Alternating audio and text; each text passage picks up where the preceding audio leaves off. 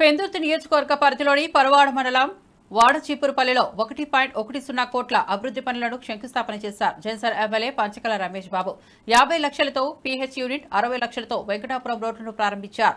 గ్రామ సభలో మాట్లాడిన ఎమ్మెల్యే రమేష్ బాబు జనసేన ప్రభుత్వంలో అభివృద్ధి కొనసాగుతుందని, ప్రణాళికాబద్ధంగా గ్రామాల్లో రోడ్లు, ఆరోగ్య కేంద్రాల నిర్మాణం చేపడతామని తెలిపారు. కార్యక్రమంలో మాజీ ఎంపీపీ మాసరపు అప్పలనాయుడు, గ్రామ సర్పంచ్ శివలంక లక్ష్మి, మండల అధ్యక్షుడు బొడ్డపు శ్రీనివాస్తో పాటు ఎంపీటీసీలు, మాజీ జెడ్పీటీసీ సభ్యులు, ఎన్డీఏ మహాకూటమి నేతలు, కార్యకర్తలు పెద్ద ఎత్తున పాల్గొన్నారు. స్థానిక అవసరాలకు అనుగుణంగా మరిన్ని అభివృద్ధి పనులు తీసుకురాబోతున్నట్లు పంచకాల రమేష్ బాబు వెల్లడించారు.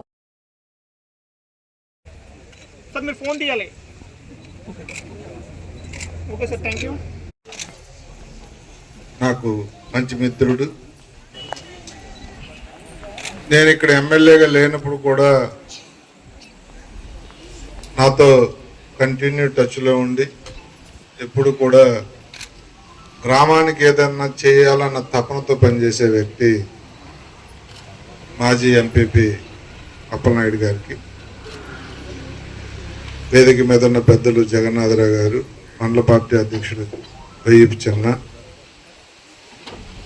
రావాడ సర్పంచ్ గారు, పరవాడ సర్పంచ్ గారు, సూపర్ సర్పంచ్, వేదిక మీద ఉన్న స్థానిక సర్పంచ్ మా చెల్లెమ్మ,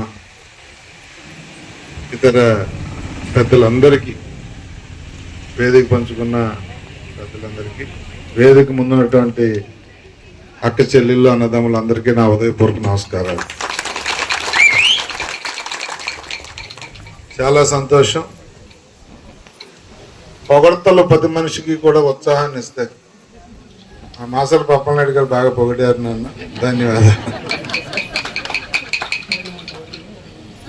ఆయనకి పని ఎలా చేయించుకోవాలో తెలుసు. పిఎస్సిని 30 పడగల ఆసుపత్రి అన్నారు, మండలానికి ఒకటి ఇస్తా ఉన్నారు.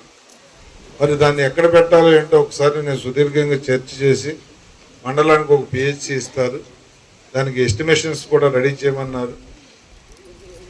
కొత్తగా ఇచ్చే పిహెచ్సి ఎక్కడ పెట్టాలో మేమంతా పెద్దలందరూ కూర్చొని మీరు 3 పార్టీలు మాట్లాడుకుని, స్థలం అన్నీ ఉంది కాబట్టి మీకే అదృష్టం తగిలేట్టు ఎస్సీ హాస్టల్ని మూసేశారు, దాన్ని బీసీ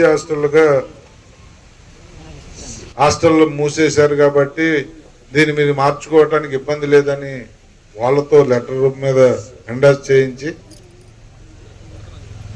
బీసీ కూడా వాటికి కూడా నిధులు మంజూరు చేయించే బాధ్యత నాది అని కూడా మీకు మాటిస్తా ఉన్నా. ఆలోచన లేదు, అన్ని మంత్రి ఉందని చెప్తున్నాడు అని సంబంధిత అధికారులతో. ఫార్మాసిటీలో కానీ అడిగాను అనుకోండి, ఎంతో సమానం తాను భవిష్యత్తులో మేము ఎలా ఉంటా, మాకంటూ ఏరే స్వార్థాలు ఉండవు.